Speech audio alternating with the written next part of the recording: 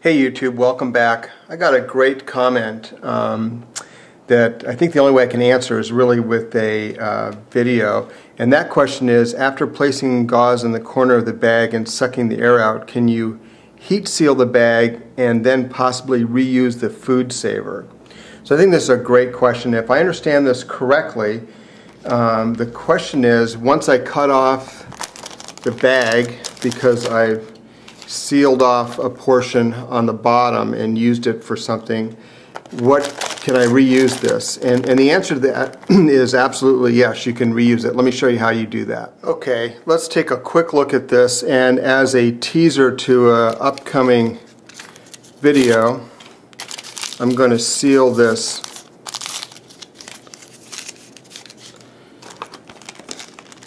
plain tampon in the bottom of this bag. And again, I'm pretty frugal, and so I thought this was a great question because I do reuse these bags. So anyway, I try and get it up in the corner and at the bottom of the bag. I'm going to go over that real quickly. We're just going to take a little air out.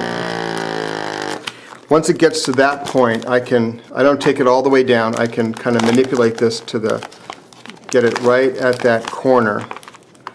Now we'll go ahead and seal this down. Take the rest of the air out, get a nice package, and then you guys have probably seen this, but what I do next is I just use this old kitchen heat sealer, and you can get these on, at a garage sale. I've seen them, different varieties, but basically I seal the end, and I count to usually about 10 seconds. I've had one or two of these leak, and I'll show you why I think they leak. So what I do is I've gotten into the habit now of pulling back about 1/8 of an inch and giving myself a second seal.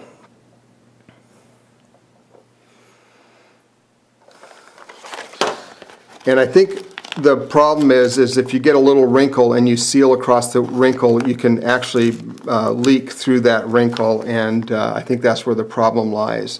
So when I do that, I've got the item I'm sealing, I've got the two seals. You can use a pair of scissors, or if I'm doing a lot of this, which I'm doing right now because I'm getting prepared for doing a demo of my updated Level 2, I've got this cutter that I use for all sorts of projects, and it's just a razor blade cutter, so I cut that off. And now I think the gist of this question was, what do you do with that bag? Is that a throwaway, or can I still use the vacuum seal and the Ziploc? And the answer to that is yes, you can reuse it. And basically, you just put it in your sealer. Give yourself count of 10,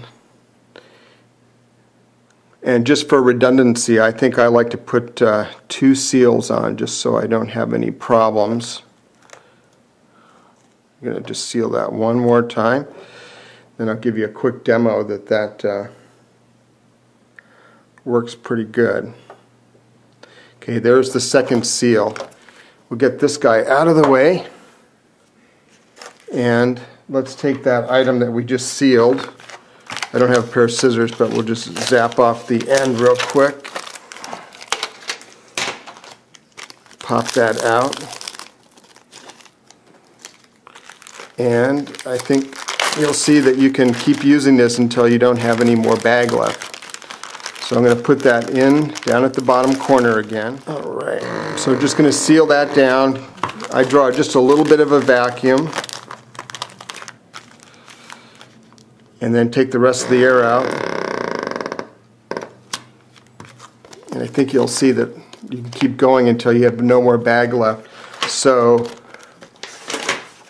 great question here. Can you reuse the bag? And the answer to that is absolutely yes. And I'm pretty frugal, and that's exactly what I do. This is another great comment from a viewer, and it talks about labels in or on your vacuum-packed first aid kit contents. And this reinforces a concept that Nut and Fancy talked about in his Level 1 First Aid Kit. And the pros to this are easy identification of the kit contents for you, or more importantly, someone else who's unfamiliar with your kit, who's using it to help someone else or even you. Cons to this is absolutely none, so definitely want to label everything in your kit. And I think I got a little bit guilty of not doing that because I'm familiar with these items, but you have to remember someone else might be using this kit, and labeling the kit contents is going to be key. Here you got a few items to take a look at, and I think you'll see right away the importance of labeling. Let's take a look at this guy. No label. What is that? Well, I know what it is because I packaged it and I use these kind of materials frequently, but if you were looking in my kit you wouldn't know what it is. But much easier if you take a look and see that this is a 2-inch roller gauze. So right away it's obvious labeling these things is key. You can do a handwritten label. I'm a bit of an anal retentive person, as you guys probably have already figured out, and I like to use a printable labeler. And again, just want to point out the value of doing this vacuum packing. This is a 3-inch Kerlex roller gauze, and you can see the significant space-saving advantage of vacuum packing. But once again, once you take it out of its packaging and you look at this, you don't know what it is, but if you include the label, then it's pretty obvious. This is 2-inch roller gauze. Okay, here's another great comment from 05 Endless, and he asks, is it possible to use a lighter or any open flame instead of a heat sealer? And boy, this goes right to my frugal nature, and trust me, I get every bit of use out of all the scrap I can. But to answer the question, a lighter, no. Open flame, no. But an iron, yes. But a little bit on the tedious side. Let's take a look at that. And here you'll see a leftover quart food saver bag that I've already used the bottom of, and I sealed the bottom of this bag so I could reuse the last bit with an iron. And you can use any Teflon coated iron. You have to experiment a little bit, but set on a low heat setting. I think around wool setting is what you want to use. This is a piece of hard maple, but you can use any hardwood that you want.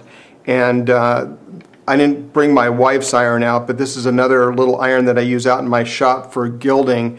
But it's, I don't want you to think it's anything special. It's just a small Teflon coated iron, just like what you'd use for ironing clothes. It is about the temperature of a wool setting on my wife's iron, and all I did,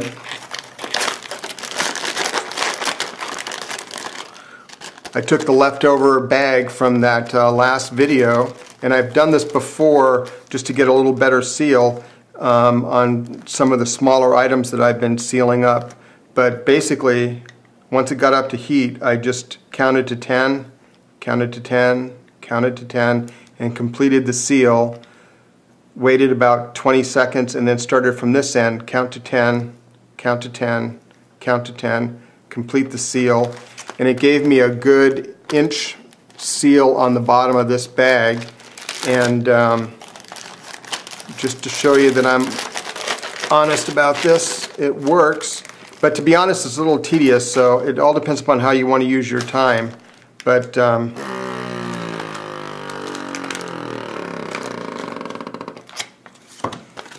you go. So that works. So great question, 05 Endless. And don't use a lighter or open flame, but you can use your wife's iron, Teflon coated iron, on a low heat setting such as wool.